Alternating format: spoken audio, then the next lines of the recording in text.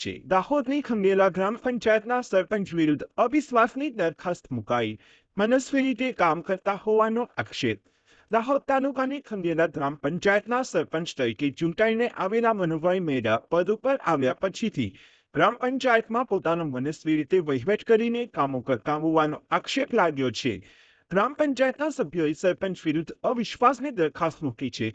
સભ્યો તેમજ જિલ્લા પંચાયતના સભ્યો સહિત ગ્રામજનોનું કહેવું છે કે સરપંચ દ્વારા ગામમાં કોઈ પણ જાતનો વિકાસ કરવામાં નથી આવ્યો અને આવતી ગ્રાન્ટોનો વારંવાર વહીવટ કરી દેવામાં આવે છે। સાથે જ ગ્રામ પંચાયતના સભ્યોને પણ વિશ્વાસમાં લીધા વગર મનસ્વી રીતે કાર્યો કરતા સભ્યોમાં નારાજગી જોવા મળી રહી છે। તેમજ ગ્રામ પંચાયતને મળતી ગ્રાન્ટ બાબતે પણ ક્યાં વપરાય તેવી કોઈ જાણકારી સભ્યોને ન આપવામાં આવતા તમામ સભ્યોએ સરપંચ મનુભાઈ મેડા વિરુદ્ધ અવિશ્વાસનો પ્રસ્તાવ રજૂ કરી દરખાસ્ત મૂકી છે। જલ્દીથી પ્રસ્તાવ પસાર કરી સરપંચ પદેથી દૂર કરવામાં આવે તેવી ઉગ્ર માંગ ઉઠવા પામી છે।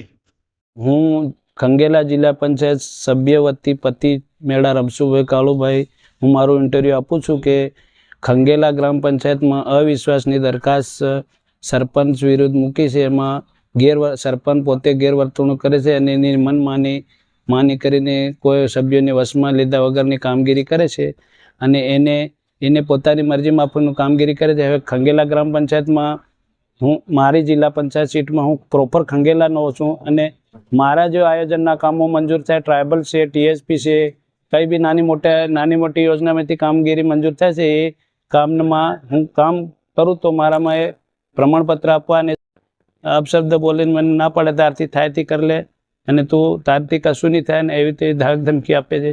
હવે ખંગેલાની ગ્રાન્ટ 1,25,00,000 જેવી આવે છે એની બી અમે તપાસ કરીએ તો એ તો પંચાયતની ગ્રાન્ટ છે, તમારે હું પૂછવાનું છે એવી રીતના ઉડાવ જવાબ આપે છે। મારું નામ મંગુભાઈ કાળિયાભાઈ મેડા। આજે હું 16 વર્ષથી ગ્રામ પંચાયતનો સભ્ય છું।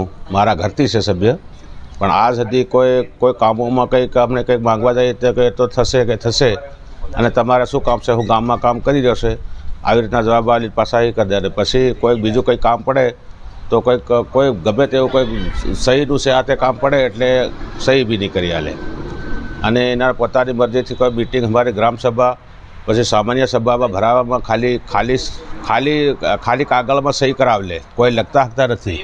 લખીને પછી આ લોકો સભા થયા પછી તિહુના ઠરાવ પછી મેલે શું કામો કરવાના। હવે કંઈક લખતા હોય તો આપણને ખ્યાલ આવે કે શેના પર સહી કરાવી રહ્યા છે। એજન્ડા બી બહાર નથી પાડતા અને આ જે તે કામોમાં ગમે તે કંઈક રોડનું છે કંઈક બોરનું માંગી તો કે એ તો થશે કે હું હજી તો અમારા હાથમાં છે ને આટે છે તેમ કરીને લોકોને ખોટા ગેરમાર્ગે દોરે।